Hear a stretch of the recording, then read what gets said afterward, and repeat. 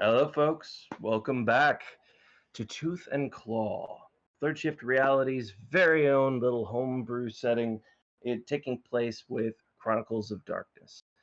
Valkyrie Case Files is our entry into the hunter area, as opposed to our usual vampires, werewolves, and other protagonist beasties.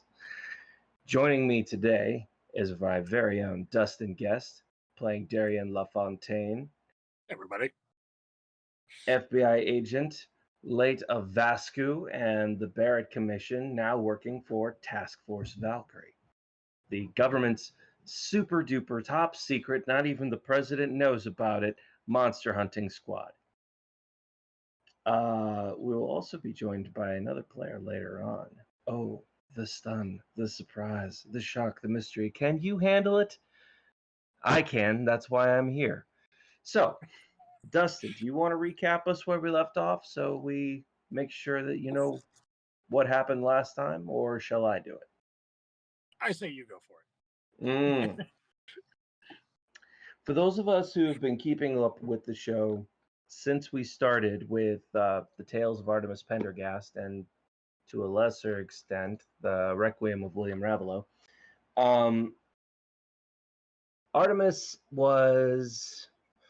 is engaged to a psychic FBI agent named Darien LaFontaine. It's that guy. And right around the time, the two of them had many horrible ordeals that they faced together while they were in New Orleans during the Hurricane Katrina incident, which for supernaturals was even worse than that terrible, terrible hurricane. The two of them took a much-earned sabbatical after basically saving the world and ended up in Seattle, just chilling and doing the let's move in together thing for a minute. This was many happy nights and many cheery days until a deal Artemis had made to get, shall we say, premier access to her own soul that she had accidentally lost. The powers that be that gave that deal cashed in. She has to stay away from anybody who she loves and cares about. She can't have a pack, or else she'll want to eat them.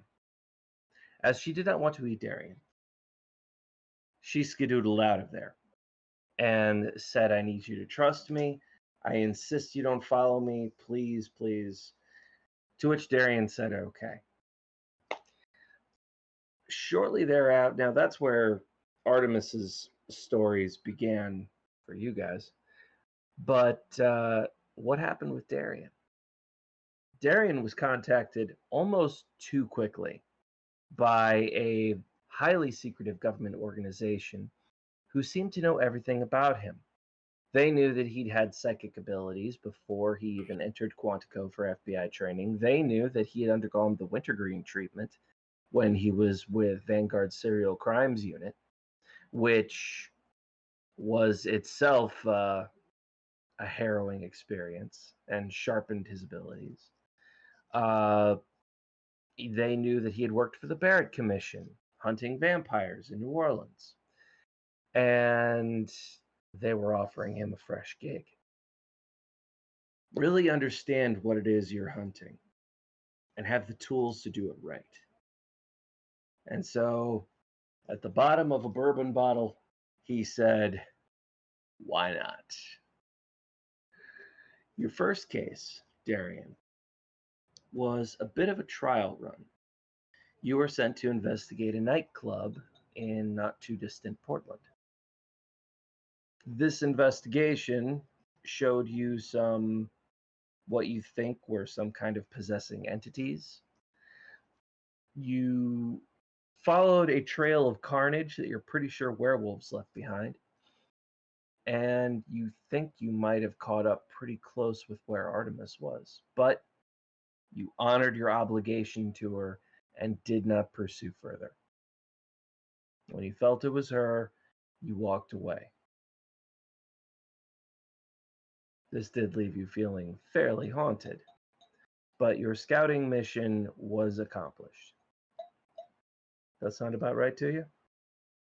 That's what I remember, yes. Also, I'm glad you recovered that because there was a lot of detail that I just, nope. That's the job, Dustin. Yeah, That's the job. yeah. All right.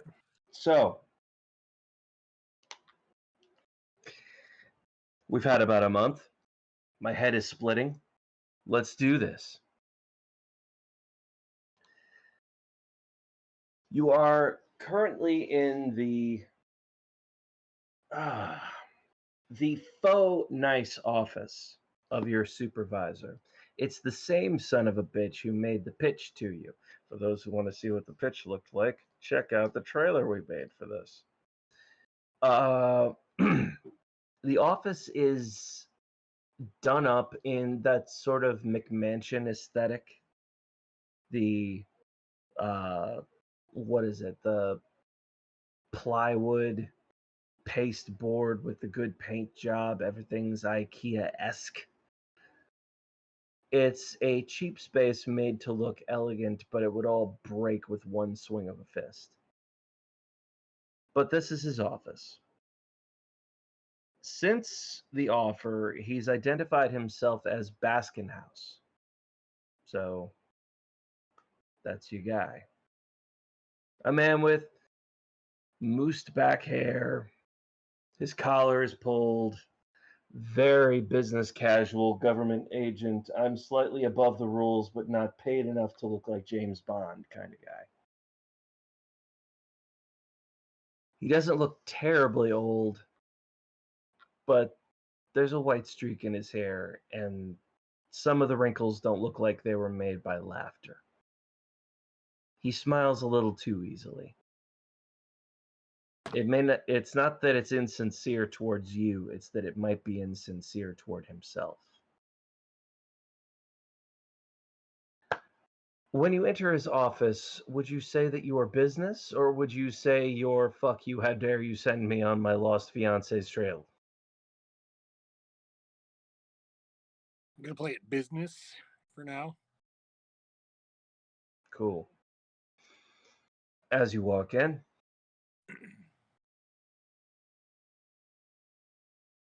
I read your report. Very nice work. Thank you. Would you care to have a seat? Don't mind if I do. I'd like to apologize, Darien. You were in the area, you were familiar with that kind, and you had the talents we needed. It was not kind to put you in that situation right out the gate. That was unfair. But I needed to test you. I needed to see that you can operate under pressure. Not the kind that happens from outside, the kind of pressure that builds up inside. That's what really cracks people. The knot in your chest that builds and builds like cords around your heart and lungs till you can't breathe. Sooner or later, we all take a turn at the farm. But I need soldiers who can make it a good long time before they need that vacation. You passed the test, and I'm impressed. From here on out, if it's not above your clearance, and maybe even if it is, I'll tell you everything. The world is cruel enough, and this job is going to show you a lot worse. You've proven I can trust you. From now on, you can trust me right back. Sound good? Sounds peachy.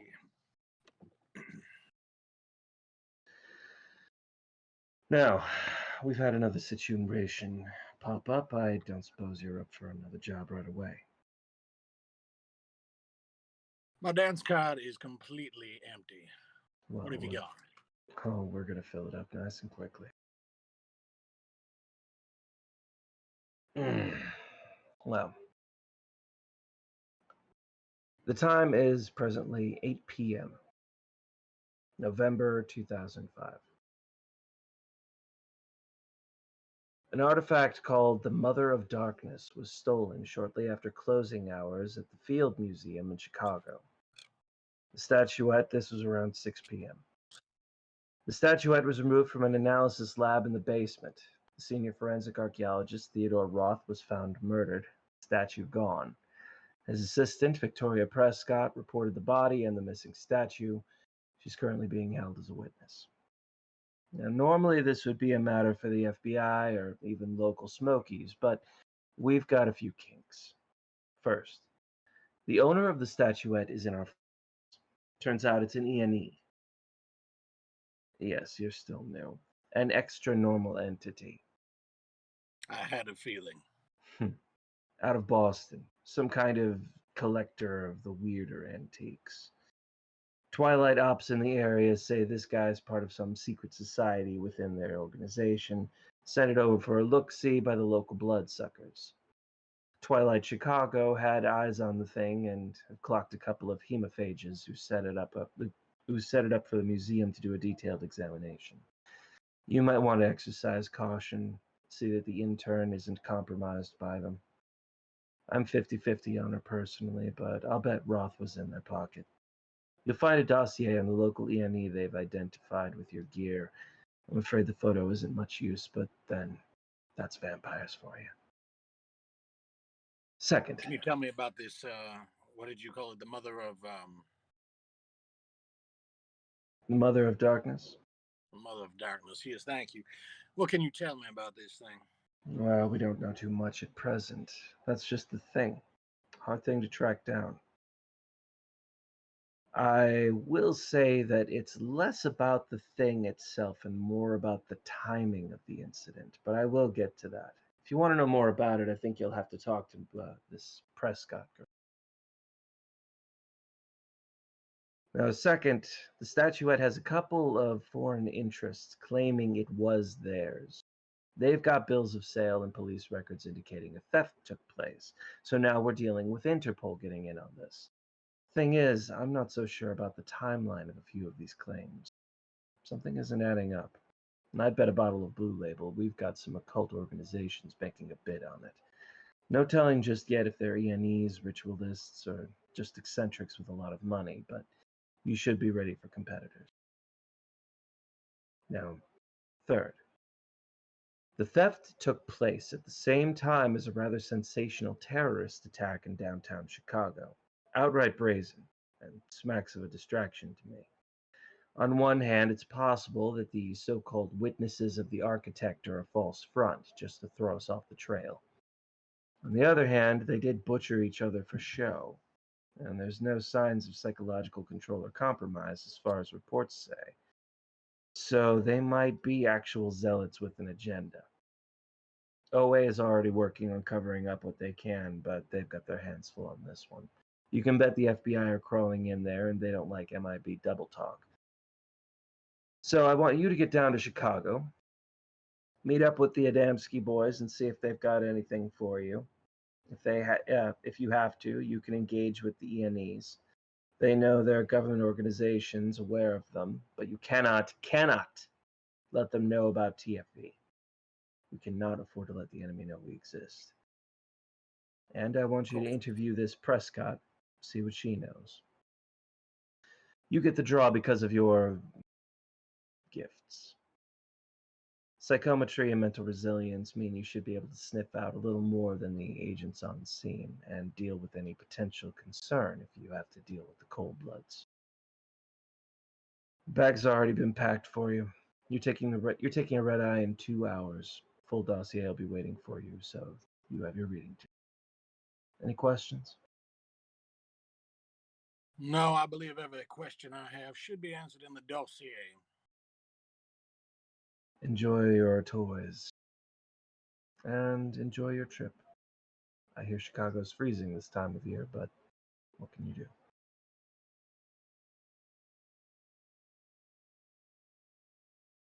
So, he directs you out. Outside the door, the secretary picks up a duffel bag and he hands it to you.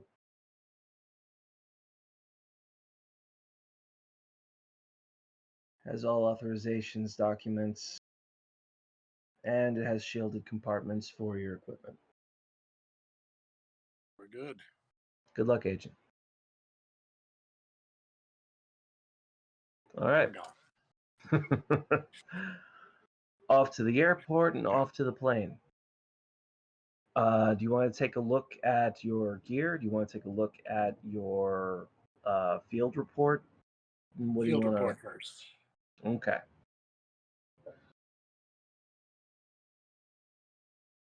All right. Let's see. Right now, recent terrorist actions at the Lamont building have hit the headlines in the past few hours. A cult referring to themselves as the Witnesses of the Architect seized the 33rd floor, taking hostages and demanding media attention. Their brazen acts of insane proselytization and self-mutilation made network censors foam at the mouth. And while SWAT was able to take them down, one specific member had already been vivisected on camera by 6 of her compatriots. Her body was oozing with a combination of strange infections, as well as the vomit of most of the cultists with her, who appeared to have regurgitated into her open wounds. Autopsy is complicated by the sheer violence and chemical mix of fluids, but it appears none of them were on any form of medication or narcotic, including anesthesia, and reports have yet to identify the anomalous materials in the perp/victim. No pattern of membership or recruitment profiles have been established. Each of the 9 terrorists came from utterly different walks of life, and no known connection between any of them has been established before the event. A quote: "In the primordial truth lies salvation. Surrender to the wisdom of the architect. To go against the will is to deny the truth, and its whisper will uplift the faithful or tear them asunder. In the smallest microbe, in the strongest mind, the truth is manifest, and those who stand against it stand against the tide of fate itself. Submission is the great liberator, and they who walk the path will know ascendant." Carter Frankenbauer, financial advisor, witness of the architect shortly before engaging in the vivisection of Tanya Elson. There is no mention or file of any extant cult by this name, though our analysts suspect there may be some connection to South African, my pardon if I mispronounce these folks, South African Geweldige Wahrheit or the Danish Tilhæger af Vold, as some of their rhetoric seems to match up. Let's see. The ENE contact apparently goes by the name or alias of Allegra Darlington. It is most likely that you will be able to find them at the Harold Washington Public Library, but naturally only by night. Emphasis to use extreme caution, as this particular ENE seems to have some form of mental domination or psychic hypnotic abilities.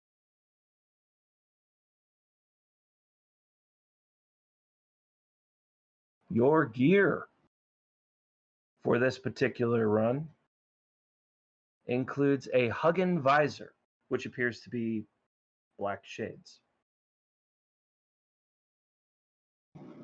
When you try them on, it is hard to see in these things. Like, you're pretty sure you'd miss a detail or two. But according to the instructions, these things will help prevent supernatural mental influence. Aside from that, and you obviously don't take a look at this before you get in the airport. You've been issued a Smith & Wesson M&P and 2 clips with something called compound rounds. Apparently, these bullets have a sort of admixture of a dozen different things that the supernatural creatures have vulnerabilities to, and they're gonna hurt them, even if they're normally resistant to it. You have fought vampires in the past, and you know that regular bullets barely slow them down. Like, taking down a vampire would require a couple of clips of prolonged, high accuracy full auto SMG fire. And even then, they're not dead. They're just down. These could actually do the job. And thankfully, you're very good at shooting. Are there any other questions you want to take a look at on the file? See if there's anything covered there. Is there anything about that the artifact? The artifact itself, it says that it's an extremely obscure thing. They're actually kind of alarmed that they don't know more about it. It is one of the reasons that you should meet up with Prescott at the Field Museum. There's only a little bit of information about her. There is, however, an attached picture. She's got, coiling red hair, freckles, cute. Looks like young college age. Like pretty young. Not a terrible lot of detail about her. University of Chicago. Really, really, really, really good grades. We're talking really good, with an emphasis in archaeology and history. Kind of the person that you would expect to see working in a museum. But yeah. So the plane makes its landing at 2 a.m. local time. Where do you want to start? You have the Adamski containment over at the Lamont building. They also have a field office in the Monadnock building. There is, of course, Miss Prescott, who is waiting to be interviewed by you at the Field Museum. Or you could try just hunting down that ENE right out of the gate. But you have 3 leads to go with. Where would you like to start? I'd like to start at the museum. Respectable. All right. A car is waiting for you. Not a driver, just a car. You've seen enough government issue black Ford POSs to know that this is absolutely like the government rental they love. Okay, so you've been to the Field Museum, I assume. You're a fellow Chicagoan. But for the audience, the Field Museum is magnificent. I highly encourage you to look up pictures. It's big. It's beautiful. It is a overcomplicated mess behind a series of Roman or Greek pillars. I really should find out what those are called sometime beyond just, Roman. It's huge. It's got dinosaur bones. It's awesome. But up the steps to the I don't know. I don't know if Parthenaeum is the right word. I feel unequipped for this sophistication of dialogue. But up the We're steps. not architects. Yeah. There is let's see, there's banners for everything from dinosaurs to pledge drives to mysteries of the ancient world. You've got you step into the lobby. There are still some cop cars out front, flashing lights. This is way past when they would normally close. As I'm sure you know, the Field Museum doesn't really stay open late. And it's 2 a.m. But there's police. There's a couple of, blue coats waiting outside. You get up to the door. Sorry, sir, museum's closed. Flash the badge. Darien LaFontaine from the Bureau.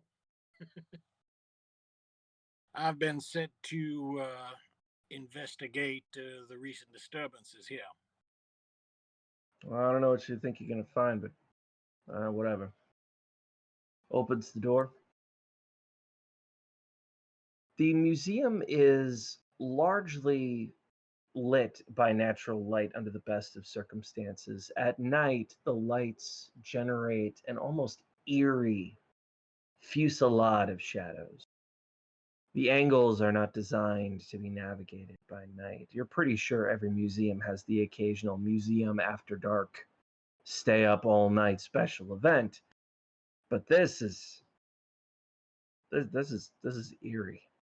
And you do have an crawling sensation. You've been psychically enhanced long enough to know when you are feeling the creeps about something happening. You're getting the creeps. They're ugh. This place definitely has bad feels. Something happened here.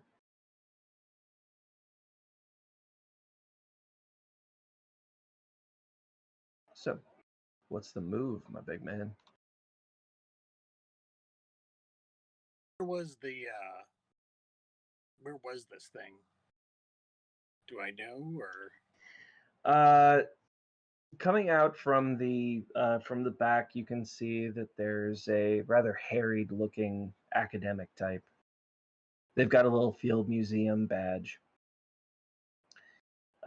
She comes out, rapid steps, somewhat casually dressed, like business casual. Long sandy hair, thick glasses.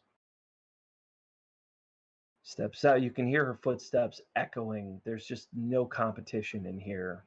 So you hear her coming before you see her. She says, "Hello?" hello? My name is Agent LaFontaine from the Federal Bureau of Investigation. "I see. Yes, you're expected. I'm Miss McRamar.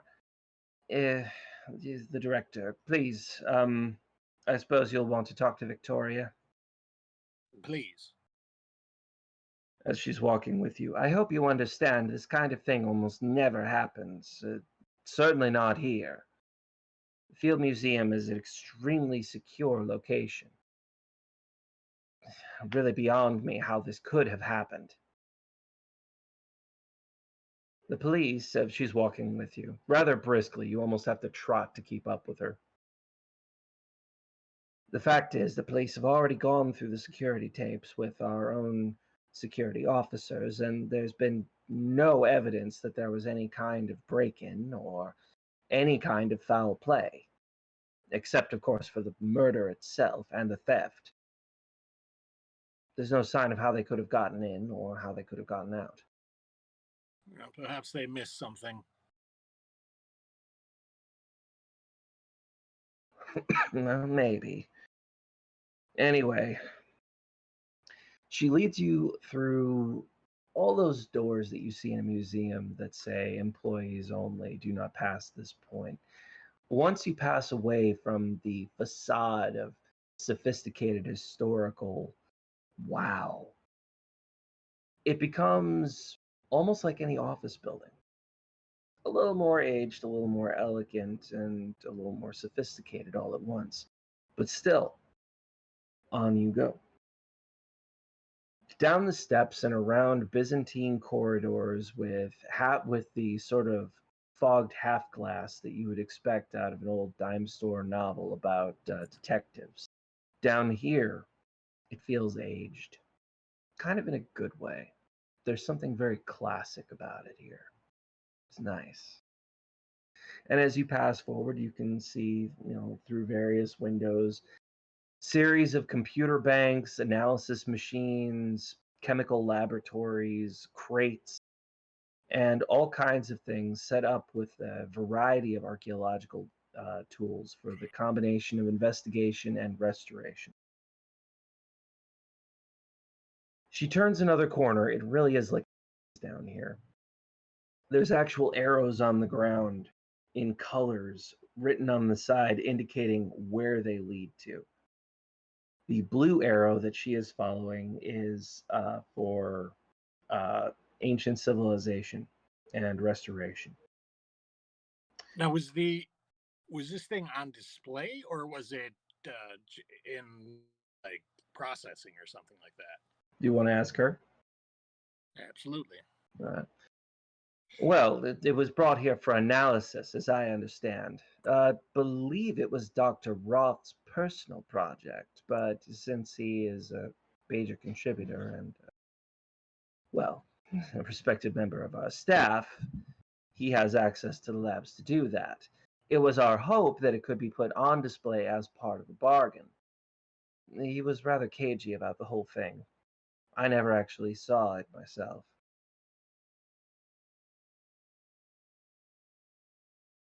You do understand that most of the work that a museum does is not, in fact, display, yes? Absolutely. We're often called upon for all of the work that an archaeologist might do with a find in the field. That's what I assumed this was. Maybe it is. I honestly have a hard time remembering at this point. It's just so weird. Well, anyway, no, a large amount of what a museum does is research and restoration. Here we are. Rounding a corner, as you see the door up ahead, you get a very eerie feeling. It's this is yeah, that's a little bit too ominous. Hold on, that'll do. It's almost like there's a vague mist coming out of the door ahead, even though it's closed. A darkness. It's not with your physical eyes that you perceive it, but your third eye. It's something truly foul. And she leads you right to that door. There's an officer standing outside of it, and she opens the door. Let us know if you need anything. A cup of coffee, perhaps? Thank you very much. I'll call upon you if needed. As you like. Into the room. The room it's lit, but there's a kind of darkness at the edges of your vision and a pressure in your head. If you've ever been physically depressed, then you know what that thing is, where the shadows are that much deeper and everything is the edges of your vision are just a little tunneled in. If you looked, it's there. There's no darkness, but it's as though it's a part of the environment. On the ground, you can see an area that has been cordoned off, tape around the outline of a human body, red stains in the marble floor. The tables all around you are filled with a variety of the goods and gear that are used for the analysis of archaeological goods. And sitting in a chair is the woman indicated in the photo and the report, Miss Victoria Prescott.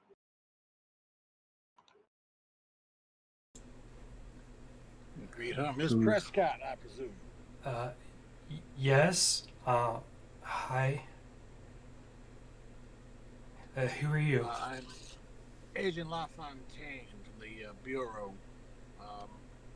Were you aware that I was coming tonight? What? They didn't tell me much. They said someone was coming.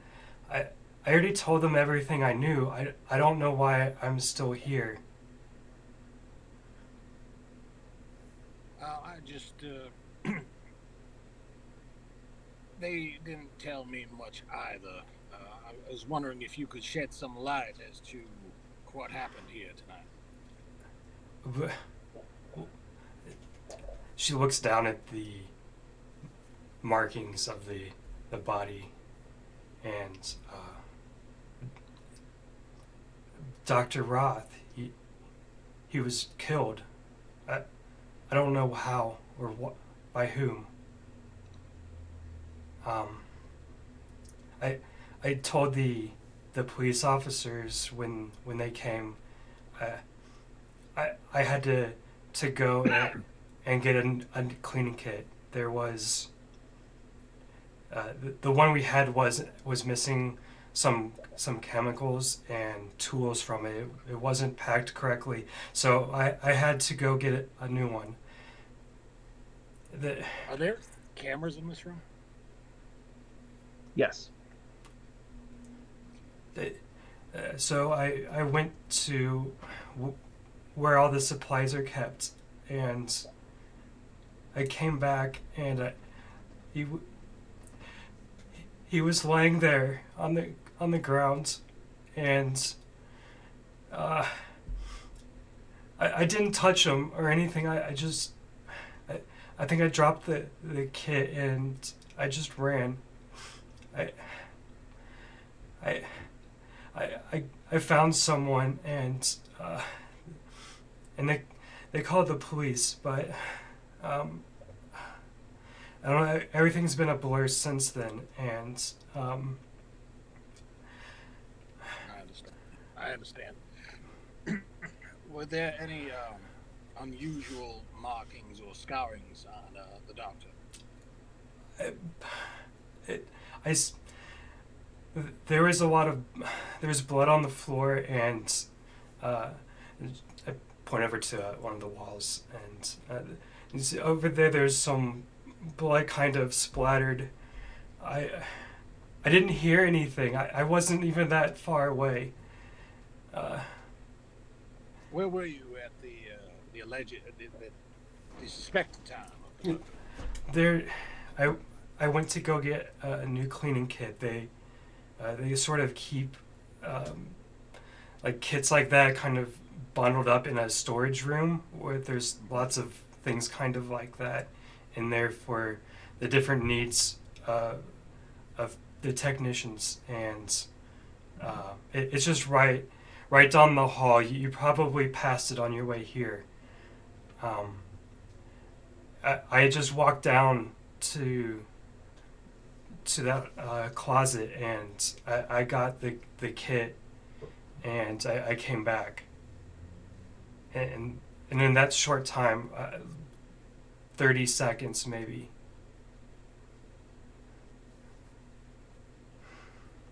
When you came back, he was deceased. He wasn't moving, and there was blood, and I don't know that much about medicine, but all I could think was he needed help, and so I went to get someone. Understood. These cameras here, do you have access to the video files? I don't. I'm just a volunteer. I'm from the University of Chicago. I'm just a student, and Dr. Roth, he chose me to help him with his project. The videos, though, the cops can probably give, or the museum, someone should be able to get them for you.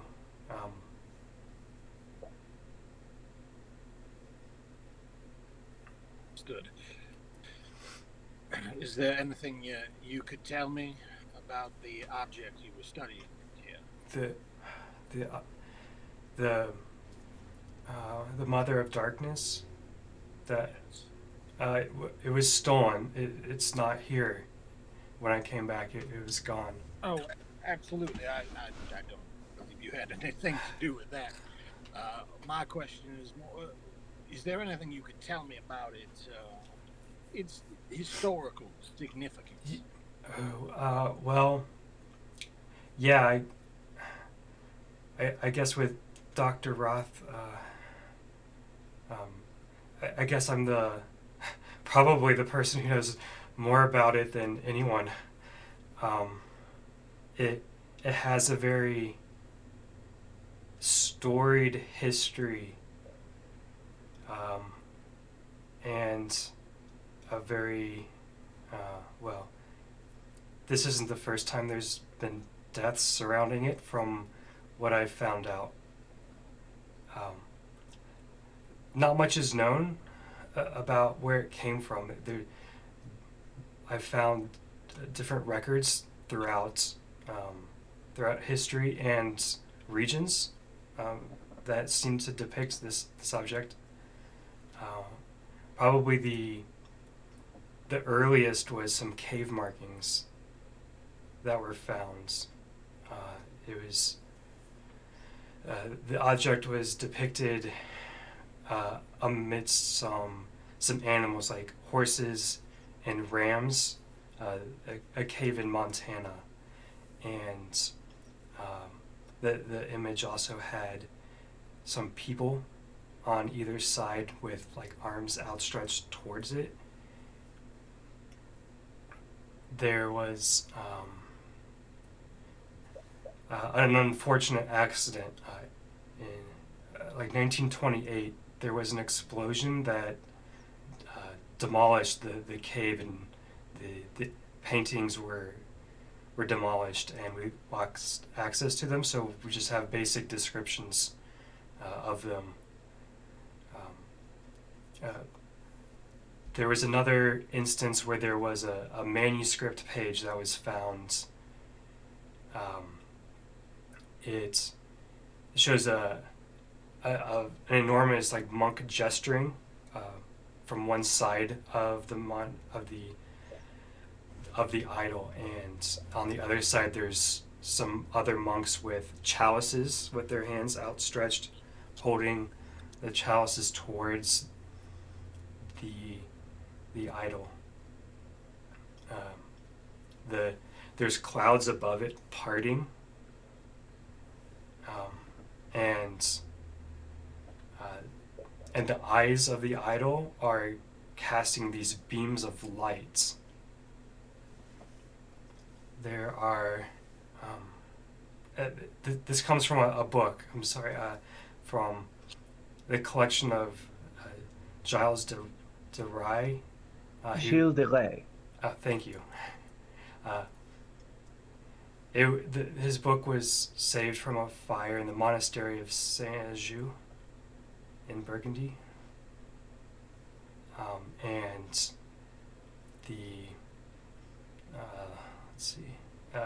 dated somewhere around 999 CE.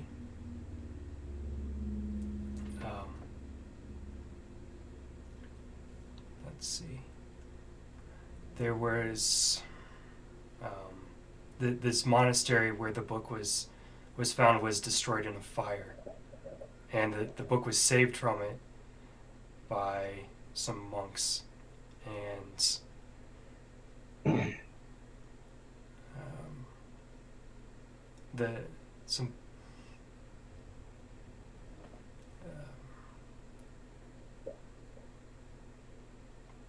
there are some Benedictines, as these monks were known, and their interest is in bathing in cleanliness, and they had taken some rituals similar to that to a very disturbing degree from what I was able to find out. Sometimes even going so far to cleanse their own flesh and each other in order to save and protect themselves from some devil-spawned biblical plague. Not much is known otherwise about the page. There seems to have been words that were on the page at one time, but they've all faded or been damaged in some way, and none of the words are legible, unfortunately. All that we have is the picture and the pages now in a collection. Were they illegible, or were they just in a sort of a writing form that we were not able to? No, they were unfortunately illegible, almost like ink that had just slowly evaporated from a page, but not quite like that. Just age. The usual passage of time. Yes, that seems to have been the case with this page. All the more unusual that the picture didn't vanish with it.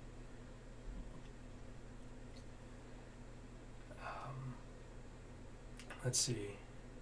Yeah, all we have is the picture, and it's part of a collection in Paris now.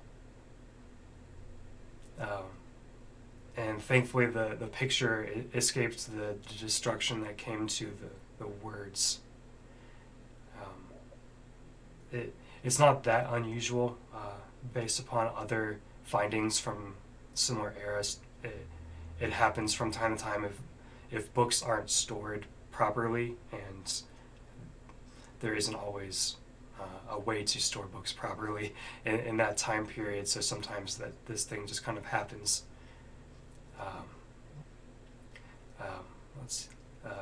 There is a passage that I'm reminded of from the book of Revelations that might be applicable here. And when 1,000 years are expired, Satan shall be loosed out of his prison and shall go out to deceive the nations which are in the four corners of the earth.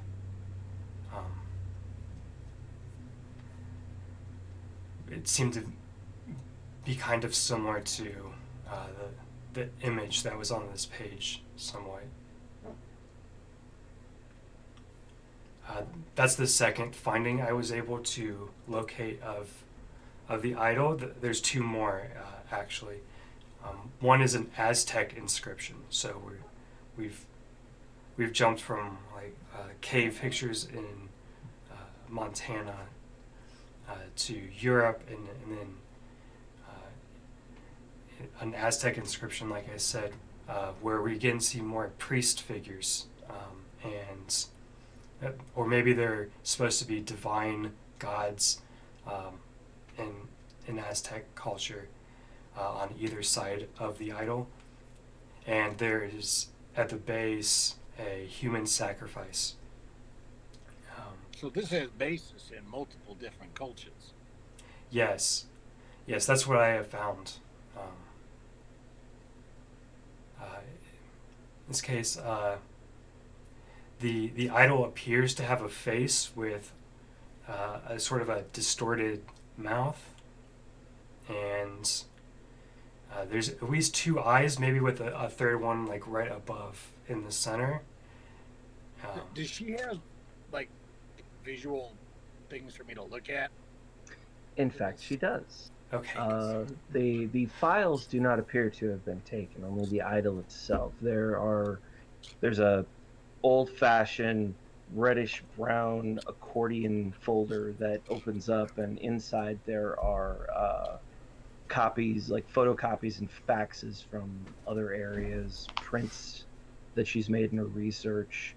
So you've got like actual visual aids to help with this. Okay. This inscription was found at a dig. It was accidentally found outside what the Aztecs would have considered the Wakanoko province, and I apologize for pronunciation of that. I wasn't sure myself. But there was a survey for copper deposits, and we were able to find this during the dig. There's a temple there that was radiocarbon dated to roughly 1400 CE, along with strong signs that the temple was intentionally destroyed. Graffiti was in the language of Nahuatl, which suggests the Aztecs were the ones to destroy it, which could be suggesting heresy of some kind with it. I'm not entirely sure.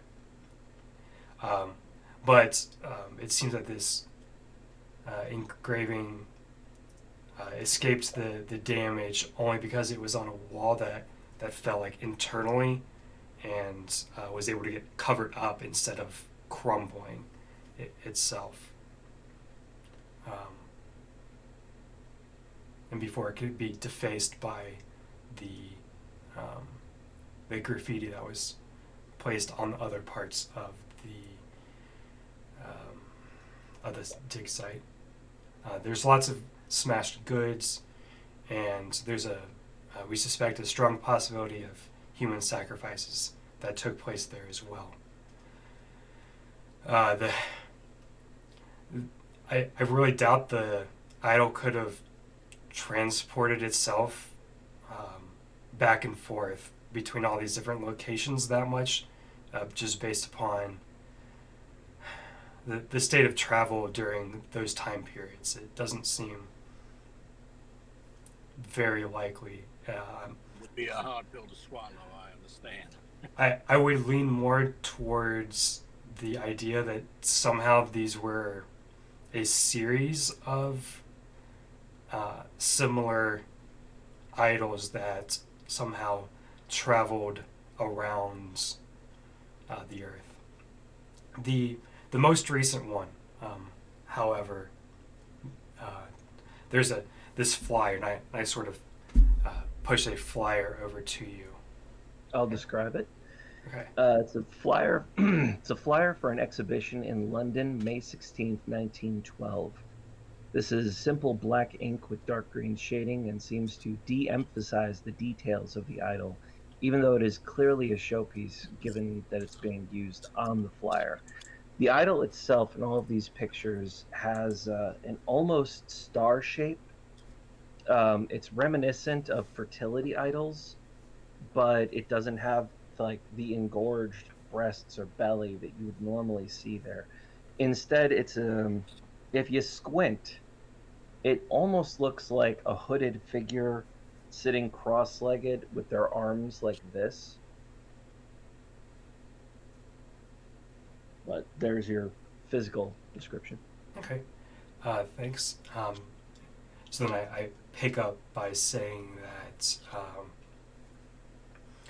the exhibition on the flyer was a private venture between a Wesley W. Warrington and Sir Henry Pennington, with the former having inherited a large cache of goods from some obscure relative, and Sir Pennington attempting to reinvigorate his stalling fortunes and scandals with a successful dip into antiquarian mysticism, which was fairly popular at that time period in London.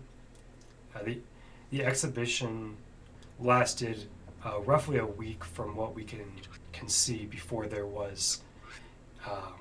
it was closed down by a number of suits that were brought against Warrington for theft, fraud, and smuggling. And Sir Pennington committed suicide shortly after due to the scandal of the events. Warrington, however, beat the suits and attempted to cash in on the insurance claims. He tried to burn the place down, but it seems that he died in the fire. And the only reference to the whole matter to the idol was this flyer, and other than that, nothing mentioned it otherwise, and nothing turned up about the idol afterwards or anything either. And those are the only 4 times I could find any reference to this idol throughout history, and it sort of has, like I said, appearances in many different places, which suggests to me that it's probably not a single idol, but multiple. But stranger things happen in archaeology, from what I'm told.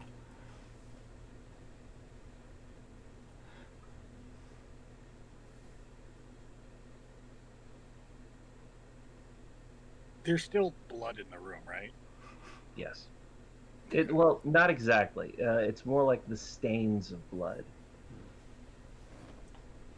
If I were to, say, touch one of the stains, can I pull any kind of info with powers?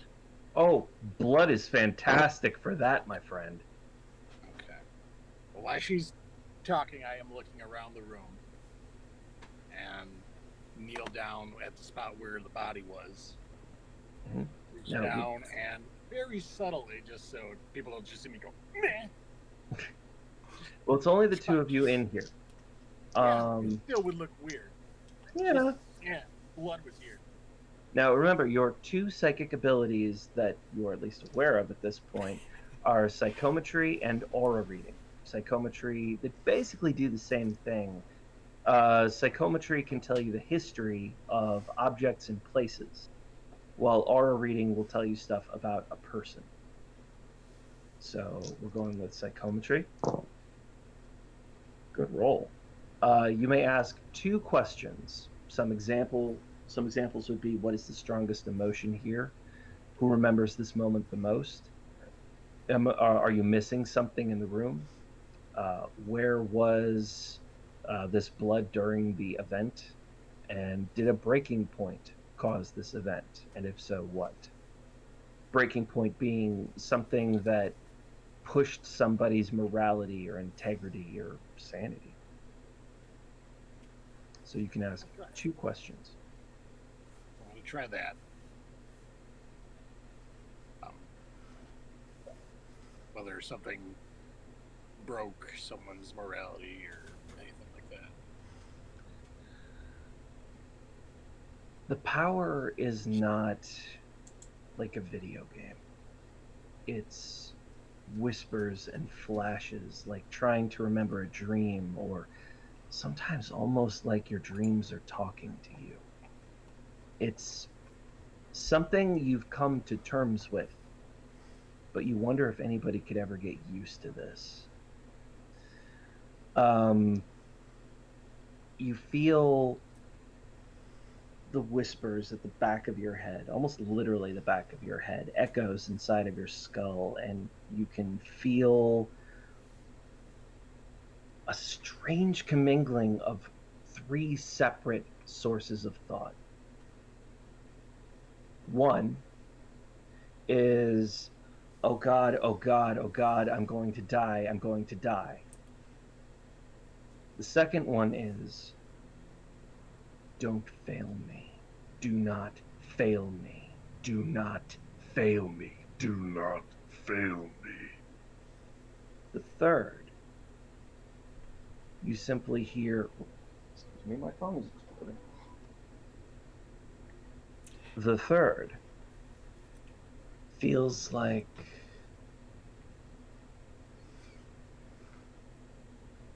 you hear this voice whispering with reverence. It's coming. It's coming. It's coming. I bring about the coming. It is coming. It is coming. I am bringing it about. I am a part of the ascendance. It is coming.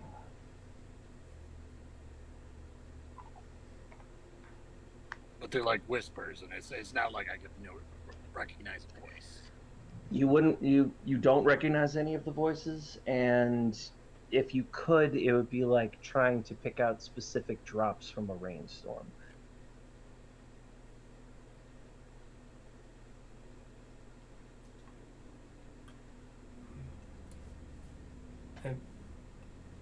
Agent,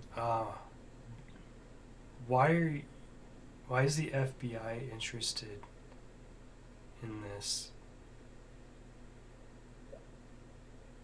Called it a personal interest.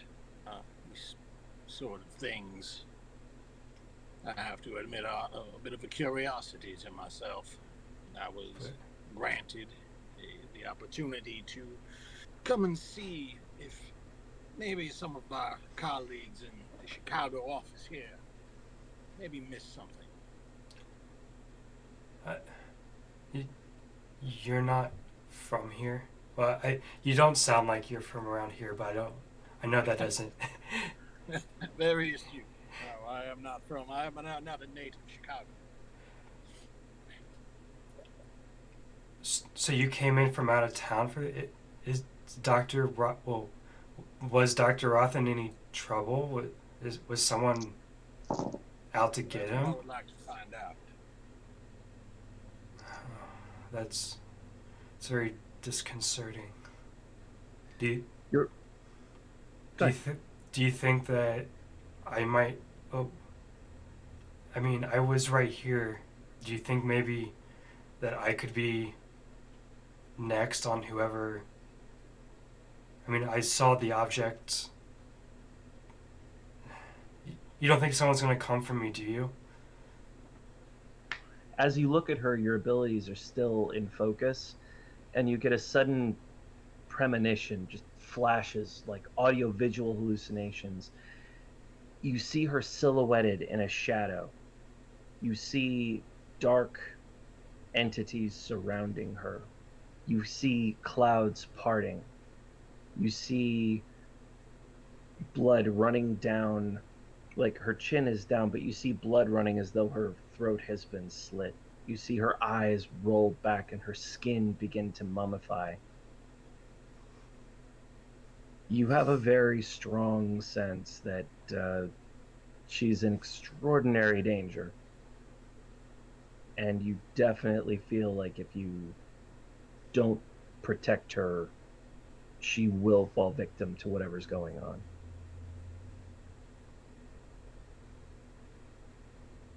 Not showing her any of that, but it's probably good.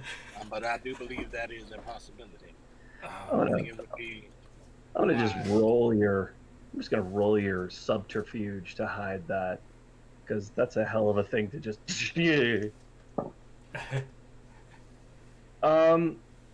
Yes, you totally keep your cool. Victoria, he his eyes open in alarm for a second as he looks at you and around you.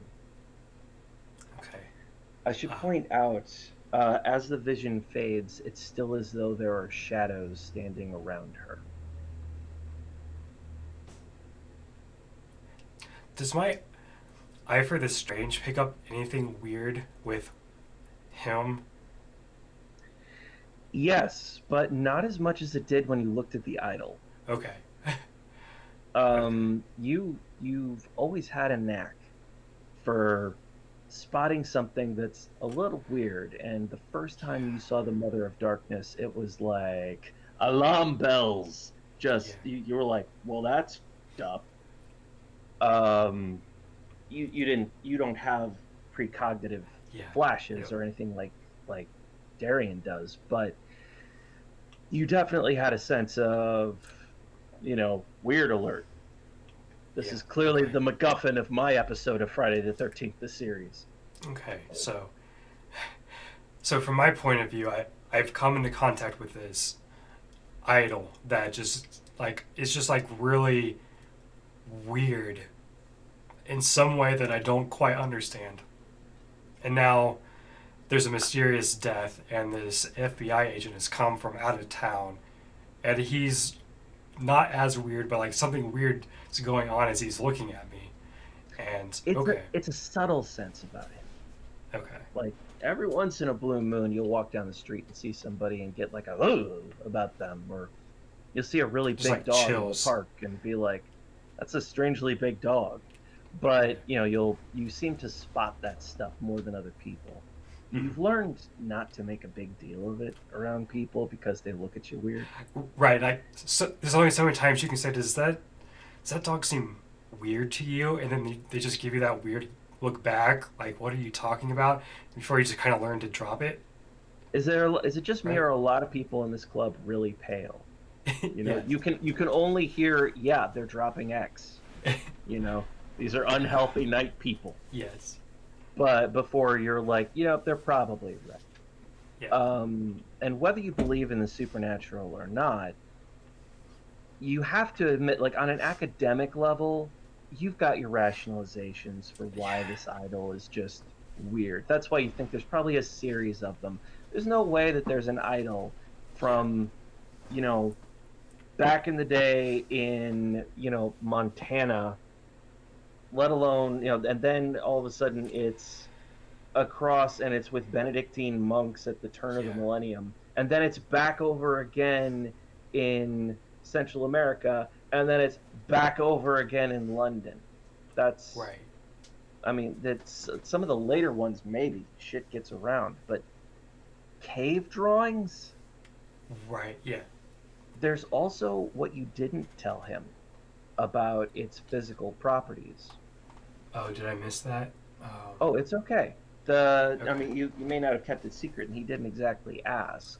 You didn't have a chance to do electrochemical and radioscopic examinations. It seems to be made of a resin, which, who knows? You couldn't identify it. But you couldn't take a scraping or, in fact, make any impression on it. It seems to be extraordinarily resilient, which is very strange for resin, let alone resin that old. The only thing you were able to do before all this happened was an X-ray, and it completely resisted any X-ray. It was just an outline. What is your science skill? My science is 1 dot, and I have 2 in intelligence, so not that big on science stuff, but 2 out of 3 is a good roll. Yes. If you had to guess, this thing might have had some kind of. It's hard to. It's you're not entirely sure what the scientific rationale for this is, but there may have been some kind of force which was creating a competing field in the X-ray, because it almost burned out the machine. Like, it's not just a dark outline in an X-ray. It's like it almost burned the paper around it. You remember thinking for a second, am I going to get cancer touching this thing? Am I going to get fired from this short internship? Maybe I should go get a Geiger counter, because WTF, mate. But like you can rationalize that it's a series of idols, and maybe it's just an interesting coincidence, or some kind of group hysteria, or maybe it's some kind of Precambrian find. Maybe it's who knows. Maybe dinosaurs worshipped shit, but you don't know how old this thing is or where it came from. Its design. Ask Sue. Yeah, its design has elements of. I mean, it's so vague. It's such a simple design that it could match elements of a number of cultures' historical touchstones and styles, but at the same time, it doesn't really have any of the hallmarks of any of them. I'm trying not to. I just realized I'm like almost describing like the statue from Call of Cthulhu. Okay, so. All right, so. Well, Agent, if I'm not safe, what should I do?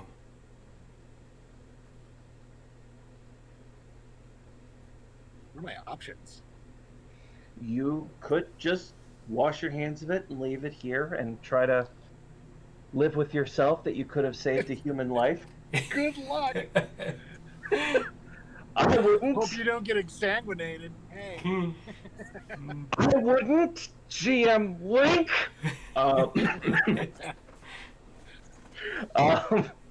She's got artwork. If you you could. I mean, you could theoretically deputize her. You have been briefed on TFV protocol enough. You know about several divisions of Task Force Valkyrie. I sent you some reading material, but I don't blame you if life has just been a bear. You are technically a member of Project Twilight, which is field ops, containment, observation, termination. Yeah, like it stakeouts and then staking out. then you've Right. yeah, all right. So then you've got Project Adamski, which is actually named after a whistleblower back in the day who I think was proven as a fraud. They are the false flag operation. Their job is to research stuff, but also to create as many conspiracy theories as possible with drips and drabs of the truth mixed in so that people will see bits of the truth but think that's crazy. Even if somebody did believe it, they'd be following a bunch of false leads mixed in with the true one. So their job is disinformation by creating too much information and misinterpreting information and leaking it to ufologists and Fortean types, that kind of thing. There's also R&D, containment, Project Fort, but you're not really a part of any of those and haven't been given that many details. There may be other projects and divisions within TFD, but at your pay grade, that you know what you need to know. Yeah. You also know that you could very easily just report this woman and they give her a dose of Moonin serum, which would erase the past 6 hours of her memory. Which does not help me at all. No, it contains any potential leaks and is probably standard operating procedure. And you could make a call and have a containment team here very quickly, just to eliminate evidence and give her a shot of this creepy big ass syringe. But you are reaching that time span where you're either going to do this or you're not. And if you do, you're fairly sure it'd be roughly the same as leaving her to die. Yeah. So you could recruit her as an outside observer. There is, of course, the risk that at the end of it all, TFV protocol will state that she's a loose end to be tied up or recruited. But however you dice this out, it's hard to keep her clean in all of this. Well, she knows what I need to know. She knows a lot of stuff I need to know, so... She has a great deal of education about this particular thing that you don't. Well, I will not leave you here just to be hunted by whatever did this to the good doctor. Okay. I could use an expert hand as I continue to investigate this. Would you be willing to help me? Sure. I think I said before that I'm probably the world's leading expert on this idol, because no one else seems to have any information on it. So if you're after anything to do with this, I'm probably the best source you'll have.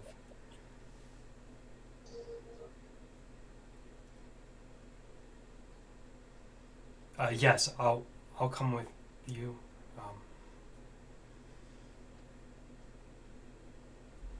What? Okay. What do we do first? You said the police have the video files from this room. Yeah. They could have asked the museum staff for it. I'm sure you could too. I'd like to take a look at those files. Okay. I'm not the person to ask, though. I'm just a volunteer. Oh, yes. What was the name of the lady who... We'll just call her the director, because frankly, I've forgotten. Yeah, the director.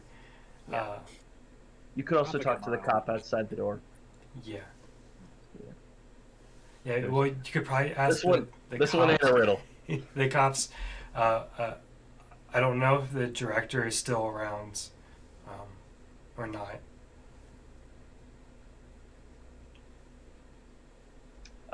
So you, is there anything you want to do in the room before you move on?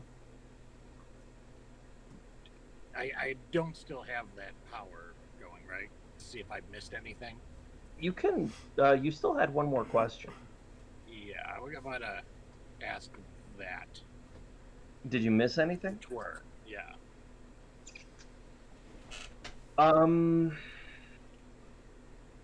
There is the spot where the idol was kept. There's an examination table, a tray, some various tools laid out around it. That's where it would have been.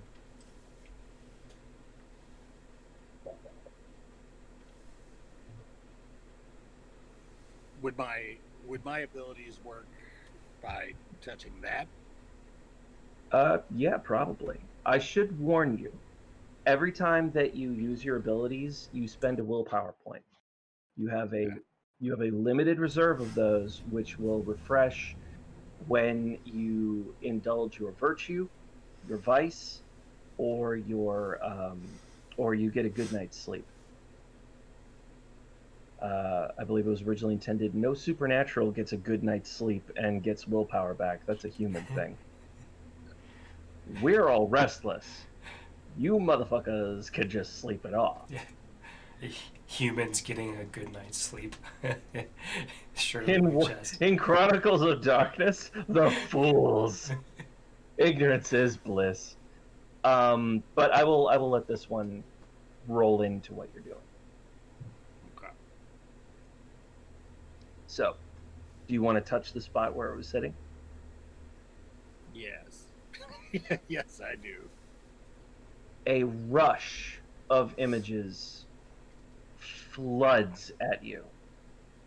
Like seriously, like zooming at you super fucking fast. You can only barely make out rituals, dancing, the smell of burning hair, the sound of whips and flesh ripping. You smell fire. You feel cold. You can feel sea spray splashing against your face. You feel a burning cold and an incredible sense of longing, a becoming yet to be, and screaming the whole time, 1,000 voices raised in a scream.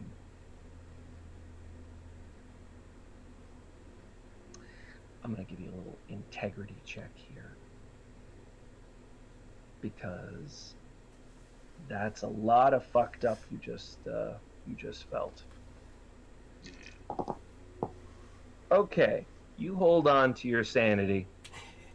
Yeah. You've got a pretty Good, firm. I don't just break and immediately go crazy. You've got a firm grasp. But that was something, and you feel a little shaken by the event.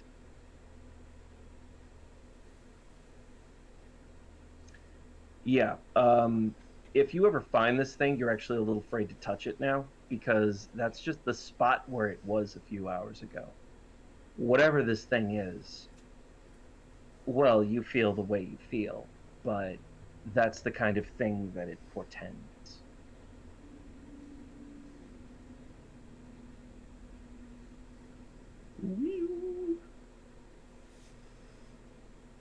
All right, so yeah, if you wanna talk to the officer, ask him for the tapes. He leads you, or the two of you, if you want to follow Victoria. Yes. I'll follow.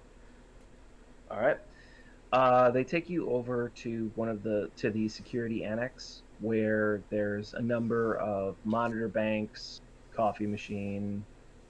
It's a security office. It's just a bit bigger than you're used to, and a bit nicer than you're used to, because this isn't just some factory or something. This is a museum. A lot of cameras all over the wall. There's a lot to keep track of here. There's a technician sitting by one of them. He is nursing a cup of coffee and looks bleary-eyed.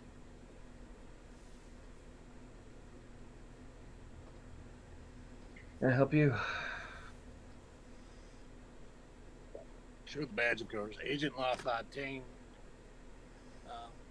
Would you mind pulling up the video surveillance files from that room?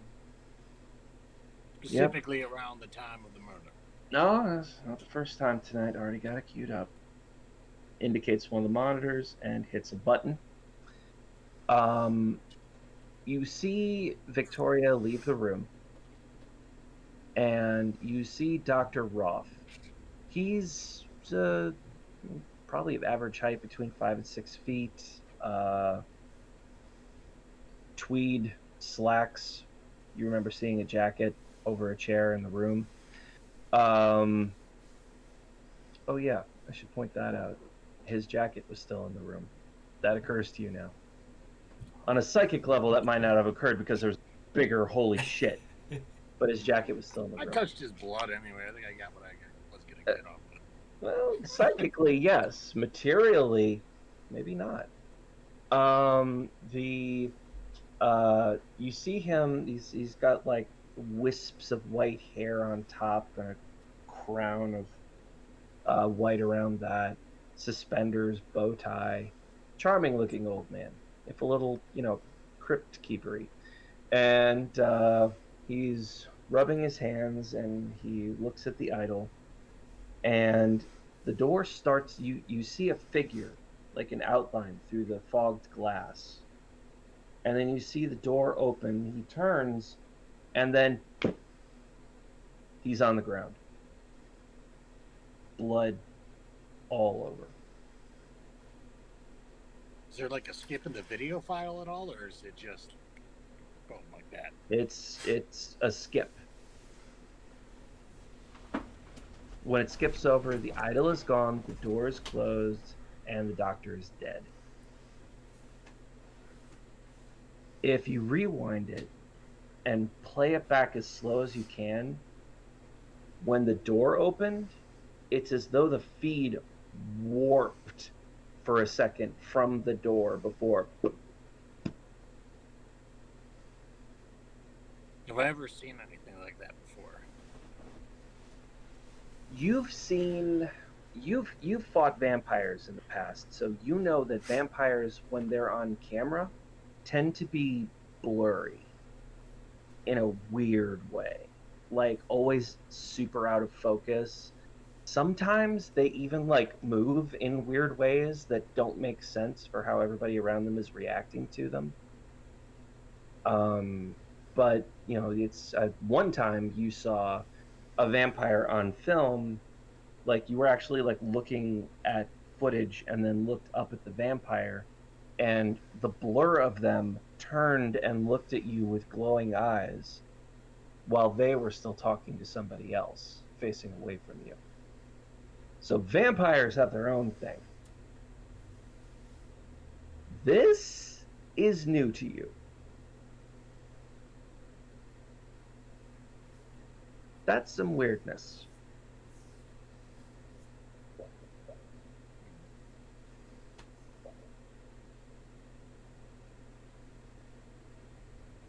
I don't know exactly what to do with that right now, so I think I'm just going to file that away for later. The guy says, "You want to see it again?"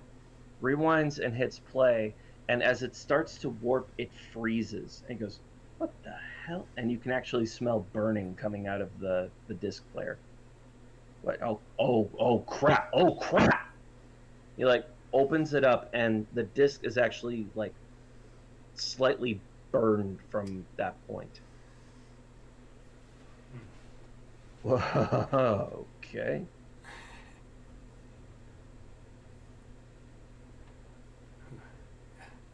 Technology, am I right? He like puts a drop of something. He like pulls out a flask, empties it into his coffee, and starts sipping it. I'm getting a new job. I'm going back to correctional institutes. This shit.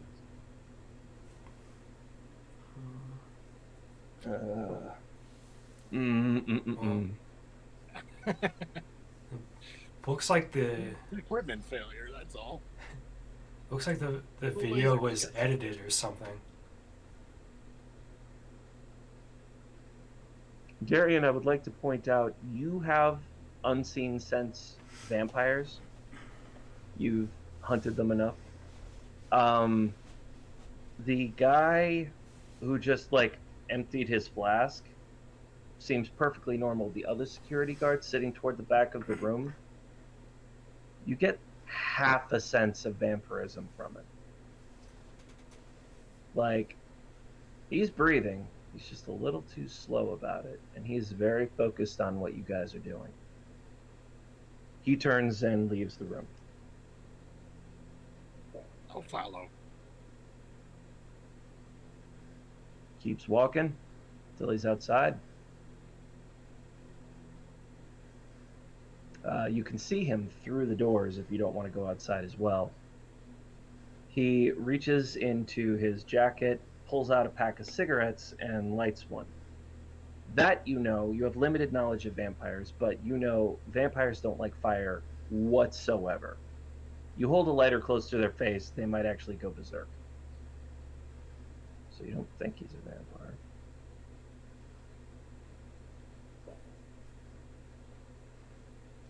I want to question him, but I don't know what to ask him.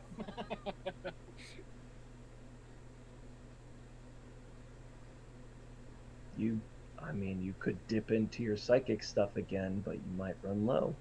Yeah. You have 5 points of willpower, and I'm going to say you've spent 2. Yeah. And when you're all out of willpower, like, everything you do is just... Do you think he saw something? Is that why we followed him? Just get a very odd sense of the man. Oh. I sometimes get... No. I don't know. Yeah, sometimes people act weird.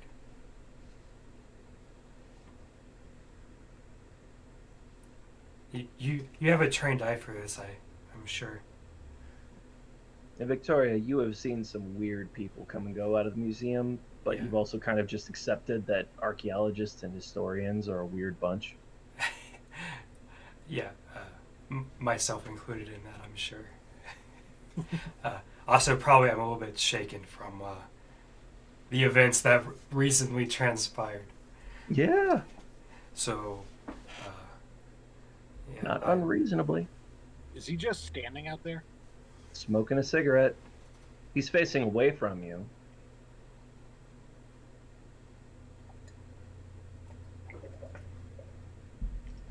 How do you think that video got changed? Like, I've always seen someone in that booth whenever I've come in. Did you know the technician? Would I have seen him before? Maybe, but I mean... I honestly, I haven't been working here all that long.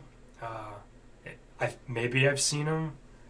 They all kind of, I don't know, look the same through that like hazy glass stuff. Anyhow, so I don't pay too much attention because I kind of just don't want them to pay attention to me. A security guard's job in a museum is generally to look exactly intimidating enough to make you not touch the paintings, but otherwise unremarkable. It's a shame, but you don't see many security guards with mohawks. That would be awesome. That would be fitting in a museum, right? Like, see it all. So, if there's anything you'd like to do here, we can, but you do still have 2 more leads you can follow up on.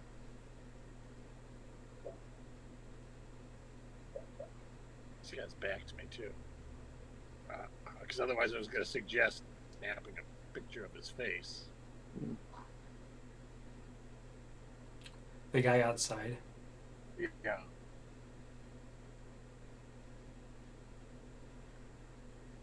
I really want to ask him questions, but I can't think of any questions to ask him. You could open the door with some, perfunctory investigation questions. He was on duty tonight. He's here. I'm going to go outside. Maybe have a smoke myself. Victoria, Next to him. Victoria, do you follow or do you stay inside and watch? No, I'll go outside because I'm going to be in danger, so I'm going to go out.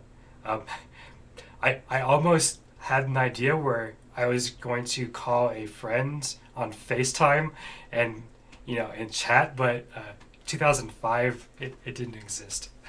So. All right, outside you are. He's smoking his cigarette and he is returning a cell phone to his pocket. You got a light? Reaches in another pocket and tosses you a lighter. A little bit light the smoke. Strange goings on here at the museum. Well, it's museums for you. You been working here long? A few years.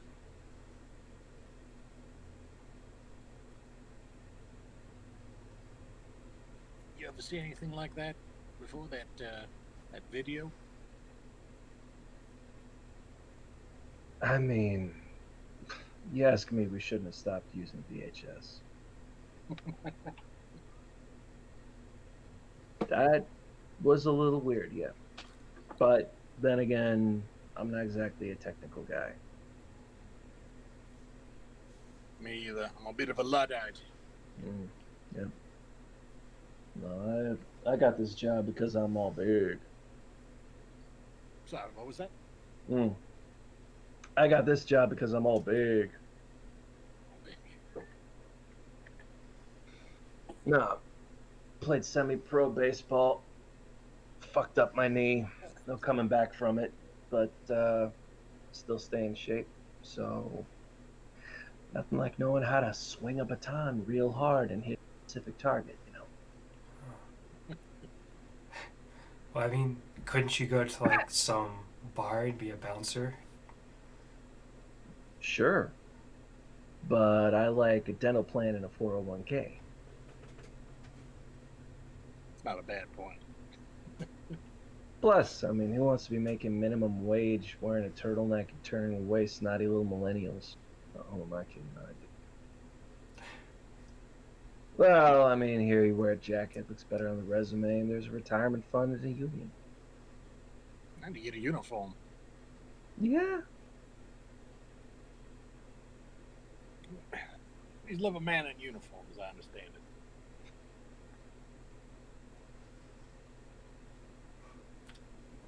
Well, 45 minutes should be the last one of the night. All right. All right, so, tell you, maybe. I don't know. I got a steady girl, so I'm not too worried about it.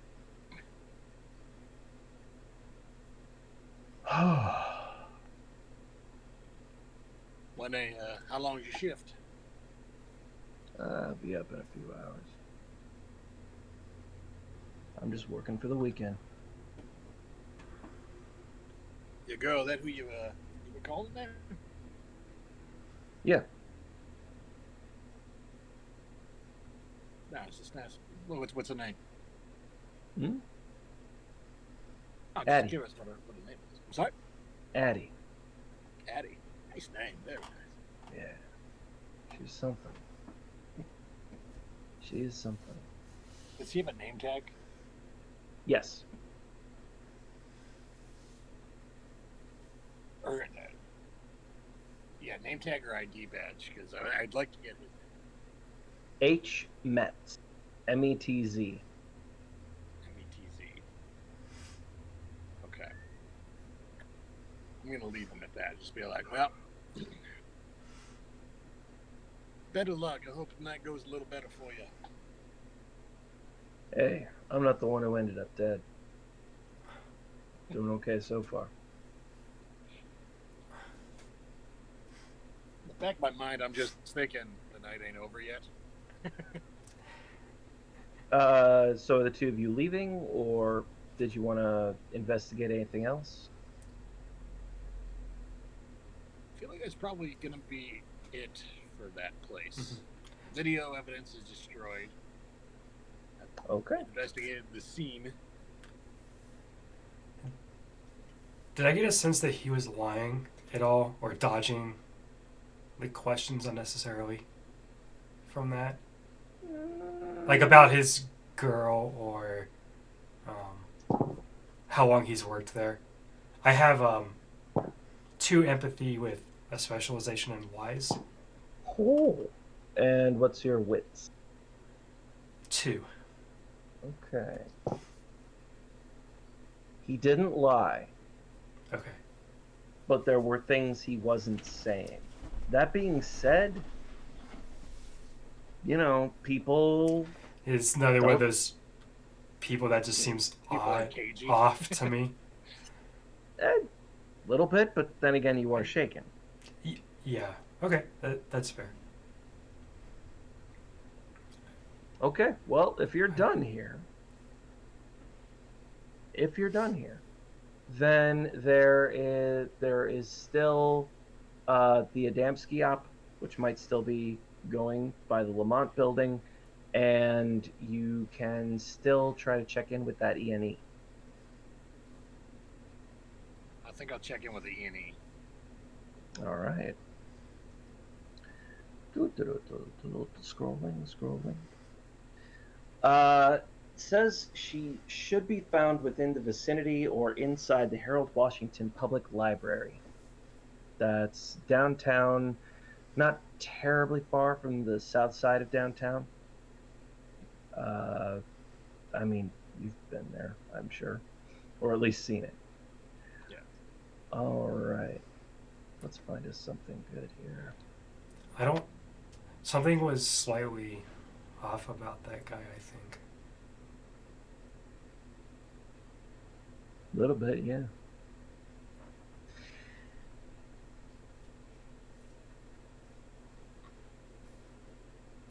I think that was directed at you. Yeah. Oh, I'm sorry. That guard out there's, I don't know, he doesn't seem to. No, there was most certainly Forthcoming something with- off about him. I don't believe it is something we're going to figure out tonight, but I do have some questions for later. If he's involved, you need to make sure he gets punished for it.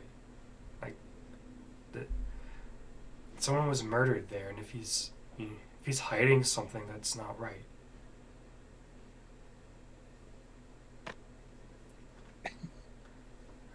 Do you want to go back and get your stuff before you leave, Victoria? Yeah. All right. 2 of you walk back. Everything is in your locker, except for you realize your cell phone is still back in the laboratory. Oh, okay. We need to run back down to the lab. I left my phone down there. Absolutely. You step inside and feel the chill down your back, seeing the taped off area. In your mind's eye, you can still see him laying there. You go to get your phone, and your arm brushes up against his coat. You are alone in the room. Darien, you are outside basically saying, I'm taking her with me, and the cops are, all right, you're the fucking FBI. Is there anything in his pockets or something? There is a lighter, which is a lot like the one that the security guard had. You notice that they both had a very specific little design in the corner. It's not of anything in particular as far as you can tell. Nope, that's what it is. It looks like a ram's skull at an angle engraved with some kind of, I don't know, scrimshaw looking pattern. You also find his cell phone and a little black book. I'm going to put those into my bag and take it with me, but not mention anything until we get out, like into the car. All Do right. I recognize the symbol? I have either academics or a cultural Let's go mythos. let's go with occult and intelligence. All right. 2, unless sorry, that's 4 total. Um, yeah, cultural mythos would be a bonus. Ram skulls have oftentimes been associated with various Luciferian, Baphomet, satanic cults. But I don't I mean recognize that this particular yeah, there's nothing one. about this that makes you go, well, that's the symbol. No, it's Okay. Yeah, that's fine. All right. All right. So we get in the car. I'll say, I looked through the pockets of Dr. Roth's coat and I found this lighter. It matched that security guard's lighter. That's kind of weird, isn't it? Like I could tell because look at that little symbol on the side. It's the same one. come That's to the it. Ram's head symbol. Sort of at a 3/4 turn. Horns. Now, do I recognize that from any sort of like organization? Nothing jumps to mind.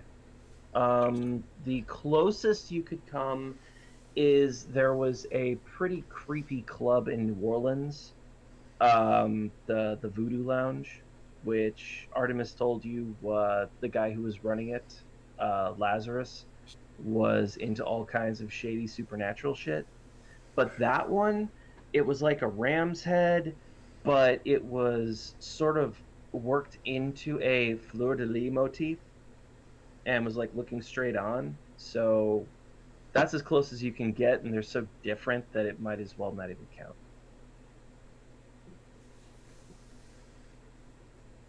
That's going to have to be one I file away for later. So It's kind of weird, right? Like they have the same strange design of a lighter. Wonder if there's like some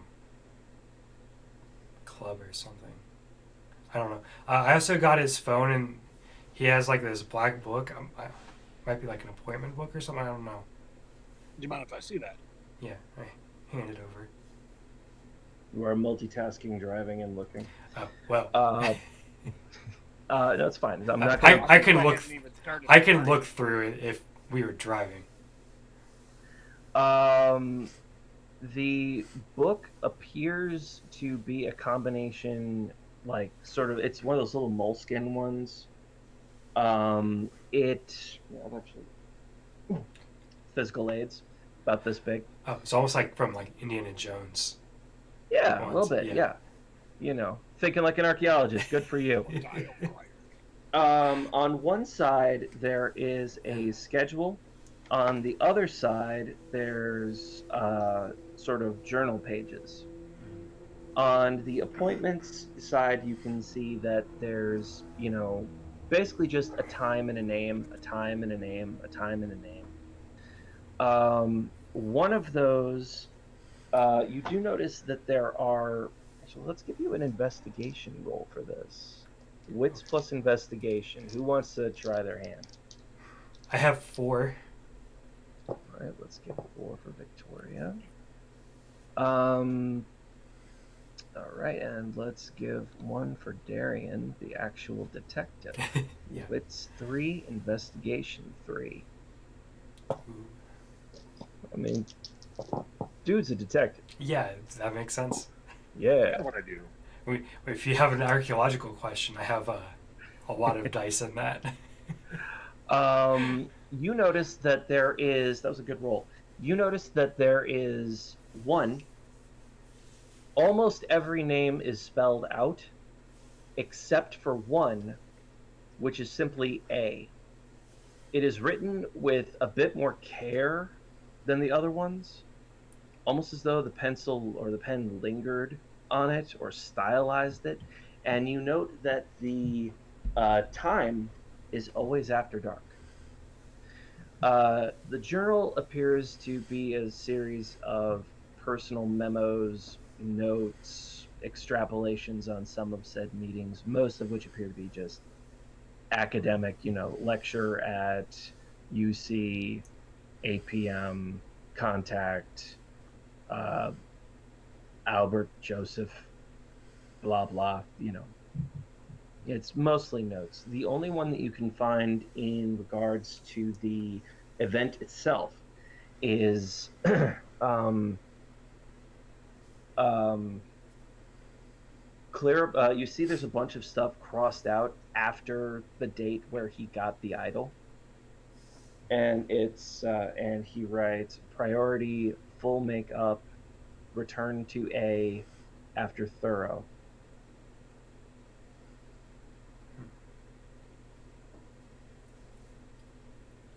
It sounds like cleared his schedule to investigate this. Can you blame him? No, it's certainly a very fascinating piece of archaeological wonder, and it does seem though that someone was eager to get that back. Were you close with the doctor? Honestly, I had just met him a couple weeks ago. I'm a student at University of Chicago here, and my professors put out like an email to the class just looking for volunteers, and he selected me after I volunteered. So bit of an internship then. Yeah, it's definitely very prestigious to be selected for something like this. It can make a great deal into getting accepted to grad school. So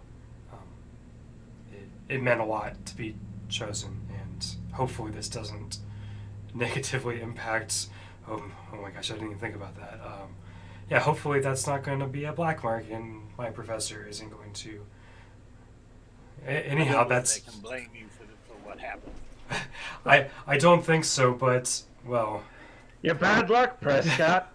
Right. Well, sometimes archaeologists can be rather superstitious about things, and you just don't know. So, yeah.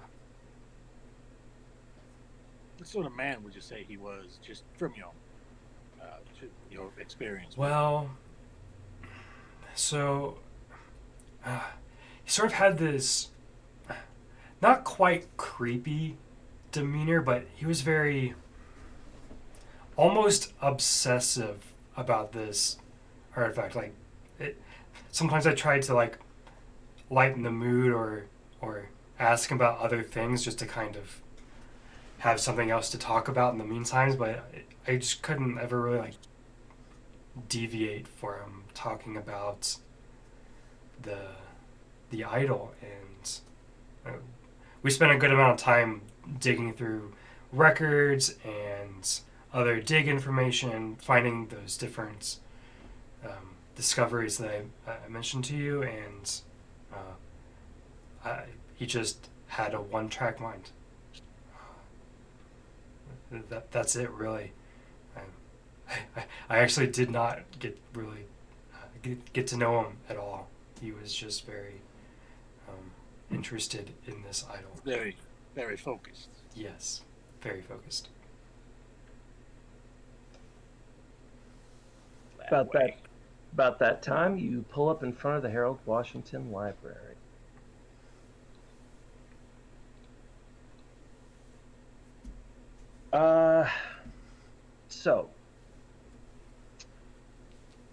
You pull up.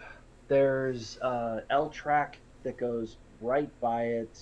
Number of tall buildings surrounding it. The Harold Washington Library itself is one of the architectural gems of a city that is just chock-a-block full of them. The lighting on the upper green buttresses, the gargoyles at the corner.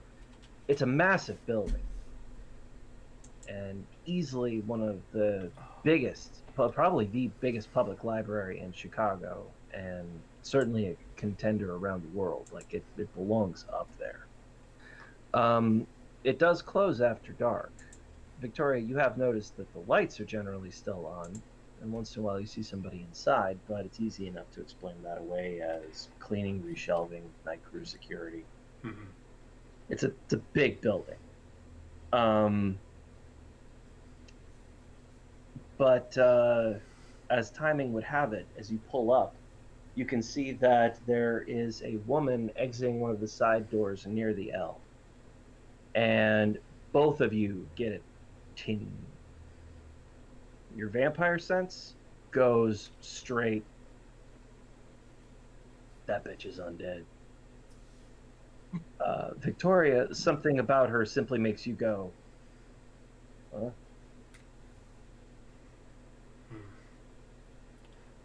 Probably just heightened senses from the evening.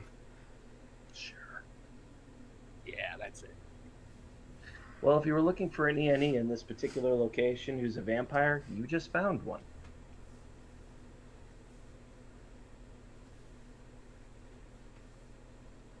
If you're going to make contact, you better hurry. She is walking towards the parking lot on the other side of the tracks. Hello? All right. Do you get out of the car, or do you just pull your car into that parking lot? I say pull into the parking lot. All right. You pull up, getting a closer look at her. She's not human. Tall, immaculate, the blending of the librarian and the school teacher with the dark, disinterested power of a dominatrix. Hair in a bun, tight burgundy turtleneck sweater, pencil skirt, nylons, the glasses. She's the embodiment of a trope. But your secondary senses become primary, and your heart skips the stolen beat when you see one of them. Gonna give you a perception here. She seems to have some measure of awareness of you as well, but she's playing it cool. She has slowed her pace somewhat. If you want to approach her, that might be an invitation.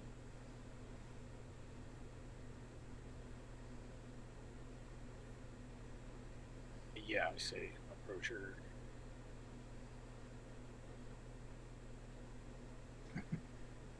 Okay, get out of the car. Yeah. Okay, you both get out of the car. Approaching her. She stops and turns with a click of her heel. She is almost like a statue turning toward you.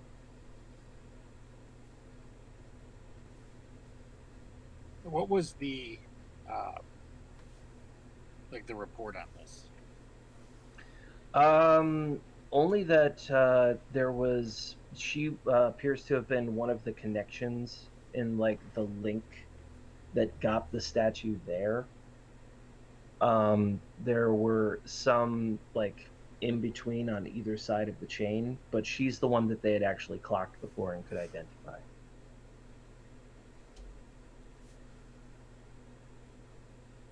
So she had something to do with getting the idol to the museum.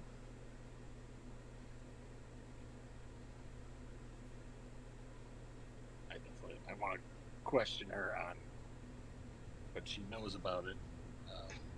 I would like to remind you that she is supposed to have some kind of psychic domination abilities, and your sunglasses will give you a bonus against that if she tries anything.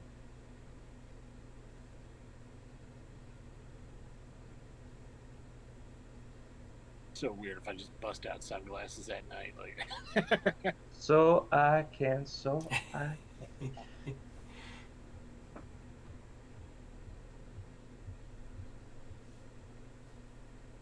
Got to make the move.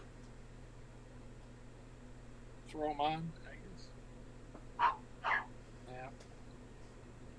Sweet Jeebus, it's hard to see at night with these things. These are,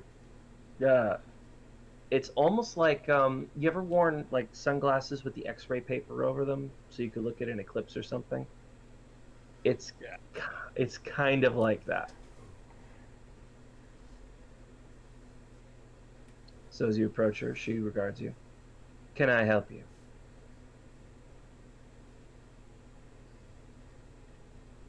name is Agent LaFontaine from the Federal Bureau of Investigation. I was just over there at your field museum, investigating a artifact that has gone missing. Is that right? I was told a woman matching your description would know something about this artifact. Are you suggesting, sir, that in some way there's only one person who looks like me, and that I somehow have something to do with stolen artifacts or missing artifacts or whatever it is you're implying?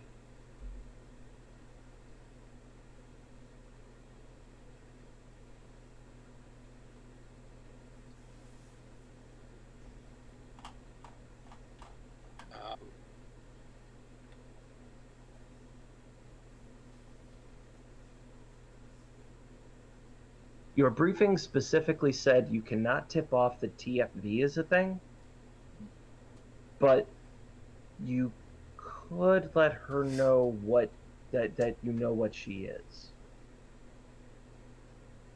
You just have to be very effing careful. Yeah.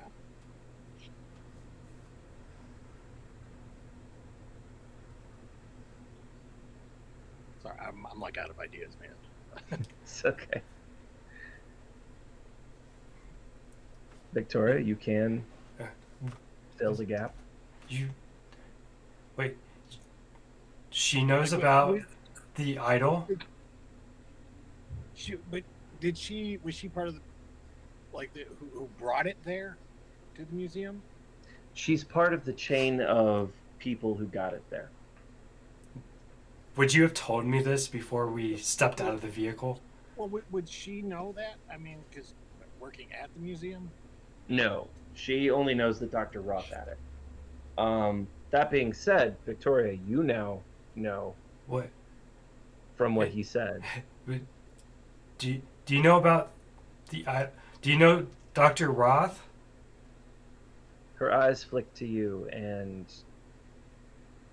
it's a weird feeling. What's your resolve plus composure? It is 6, and I do have closed book, if that will help me out here whatsoever. It might a little. Okay. You feel.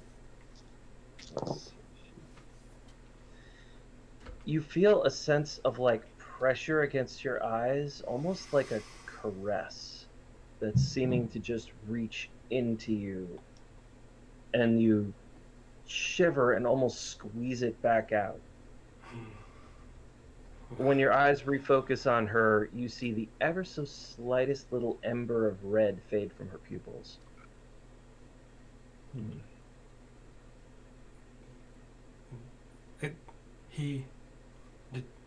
Dr. Roth died tonight, and the artifact, do you know?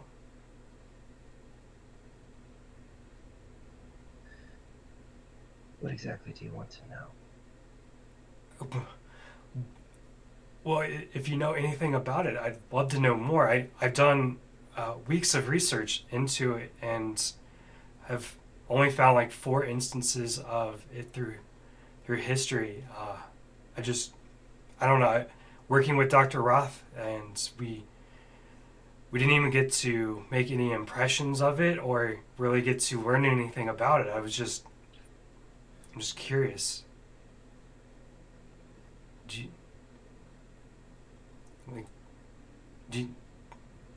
But it was taken. It was stolen when Dr. Roth got killed. That is unfortunate. As is the loss of Dr. Roth. He was a very dear man.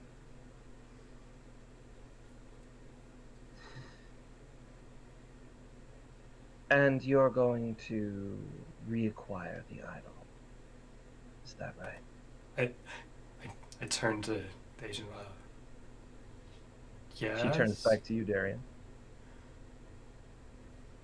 That is the plan, yes. And who exactly will you be returning it to? The museum, I should hope. Of course. Belongs in the museum. Indeed. Well then.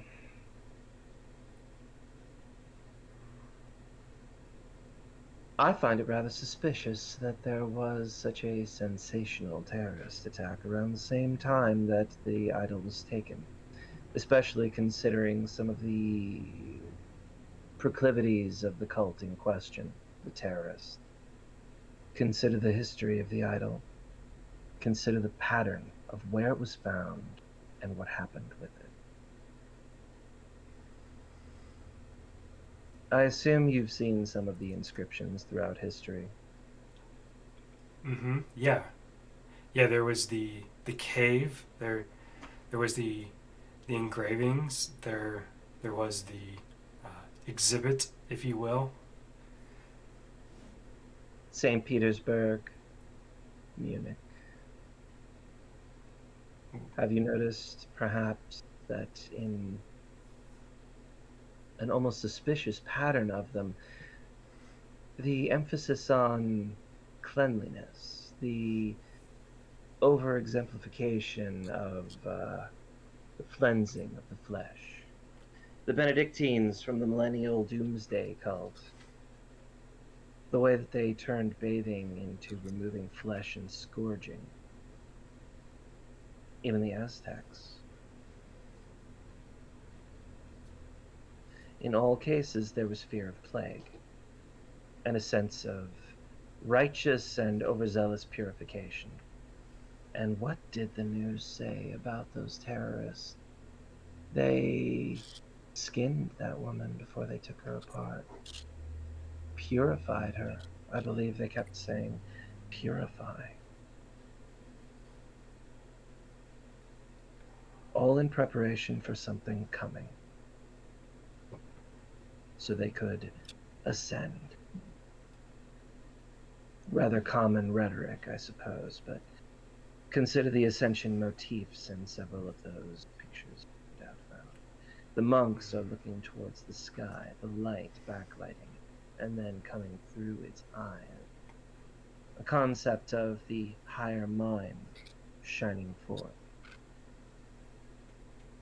Consider that there were sunray diagrams behind that cave painting. Consider that there were symbols of fertility, and that the idol itself shares some measures of fertility. Plague itself is a very fertile thing, is it not? I don't know that I would use that word, but you seem to have an awful lot of knowledge about this. I wasn't able to find anything along those lines. And how long did you have it? Well, a very short time. You look like a bright girl, Miss Prescott. Victoria Prescott. I'm sure you would have found it in time. I had the benefit of a bit of precursor research. I imagine Dr. Roth was putting you through the paces to see if you might see it from a new angle. He did value his original viewpoint. Oh. What was his viewpoint? He was waiting to form one. That's what I liked so much about Roth. He kept himself impartial so that he could put pieces together, but he needed others to shine light on those pieces. He was good at assembling puzzles, not painting pictures. Well, it's a shame that we don't have the idol anymore. You have no idea. Do you know who might want it? Or who might have wanted to kill Dr. Roth? The idol has a history of being killed for, or dying for. Yeah, there's certainly a wake of destruction in its path. There certainly is. And it seems it hasn't abated. The tide continues to flow. My interest is toward what end? And its potential transformative properties. if you believe in such things. As to who would want it, I understand a number of people are suddenly making bids for it allegedly being stolen, or making claims of purchase. No doubt a number of them will be forgeries, some easier to detect than others. And I have no doubt a great deal of money and favors are being exchanged even now, all trying to get their hands on it. As to who they are, it's hard to say. If you have the money, the influence, or the occult knowledge necessary to understand its value, it's not a very famous piece, and then surely it must simply be of worth to someone who recognizes something the rest of us don't. Have any of the other pieces shown up? Other pieces? Well, yeah, the timings of the cave paintings and the inscriptions. It's too implausible that it's the same idol traveling back and forth. I suppose that's a logical deduction, but still an assumption. Well, sure, but for that time period, that would... The idol, as far as I can tell, evades any attempt to classify it by culture. Mm-hmm. Which means that one of two options exists. Either, not really two options now that I think about it. You're suggesting that a number of idols have been generated by completely disparate cultures separated by travel, oceans, and centuries. To say nothing of linguistic and philosophical barriers between them.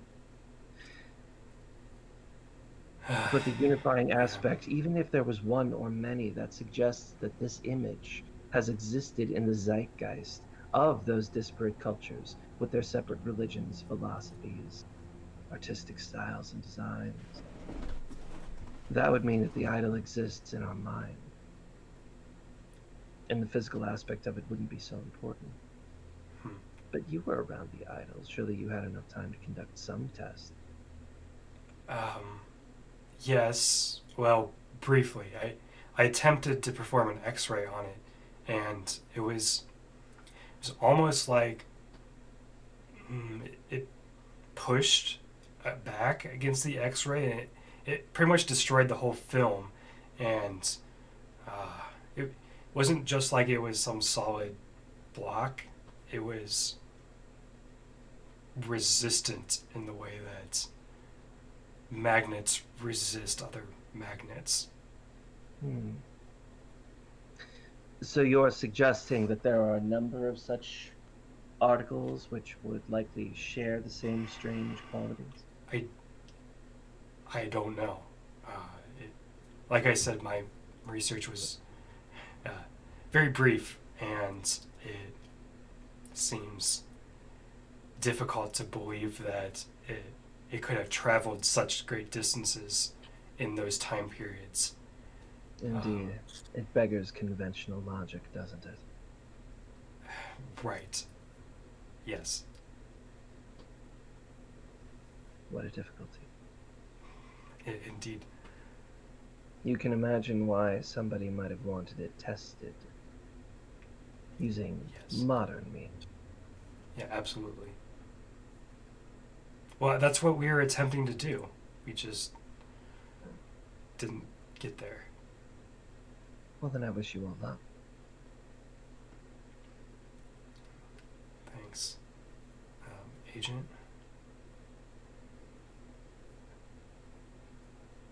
Well, you've been of great help. Much appreciated. Oh, it was my pleasure. I'm sure we'll meet again at some point. She looks at both of you, but she eyes Victoria almost like she's sizing her up. The same way you might examine a car or a house or an article of clothing. Something you'd shop for, invest in.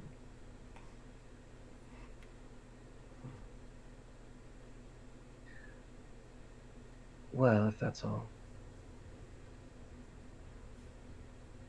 Wonderful night. You as well.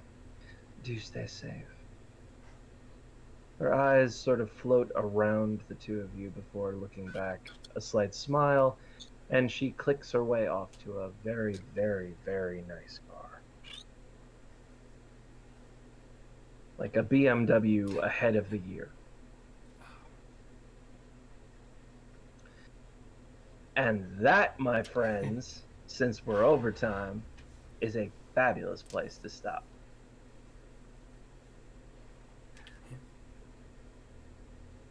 Thank you, everybody, for joining us. Yeah, thank you. Yeah, gosh, it is such an absolute delight to have you on, Erica. Yeah, it's been fun. Out from behind the scene. You guys enjoying this? Is this good? Mm-hmm. Yeah. Good. Good. Well, folks, thank you so much for joining us. We are, as always, grateful to you for your viewership and patronage. Please do tune in for any of the upcoming 3SR projects we've got going on. A very special thanks to Whitney Pace for the fantastic art of our two characters. Absolutely loving them, as usual. Big thanks to Erica for running the show and now being a part of the show. Thanks to Dustin. Thank you for being here, dude. You are crushing it. This dude didn't play role-playing games like 6 months ago, and he's killing it. We've got... excuse me. And Lindsay K for the formatting and background. Please do feel free to check out the playlist that we post every once in a while. If you want to watch this on YouTube for the replay or the highlights, you can always follow the music that was posted down below with Listen Along. What shows do we have coming up? Tuesday? We have Jerry Atwich Tuesday. So Nix the Naughty. She's Edie's sister, Fanny. yes, Edie's sister is going to be playing Nix the Naughty as old women incompetently play D&D. Who am I kidding? It's about on par with what I've seen. Yeah, you heard me, wizards. Aside from that, we have anything coming up? Next week's Shop Talk and Crit Chicks is coming up just to take a We watch are on the invitations. we are currently formulating our next Shop Talk and Crit Chicks. Aside from that, tell us if there's anything you'd like to see, because goodness knows we love doing this and we love doing this for you. So thank you so much for joining. Anything the two of you would like to pimp out real quick before we close it up? I got nothing going on, man. Pandemic. Yeah. All right. Be good, guys. Wear your masks. Drink lots of water. Stay in touch and don't lose your mind. We'll get through this, and we'll get through this together, and we'll tell stories along the way. So, until next time, see you in 2 weeks again to pick up where this left off. And, yeah, thank you. We love you. Be safe. Bye. Okay.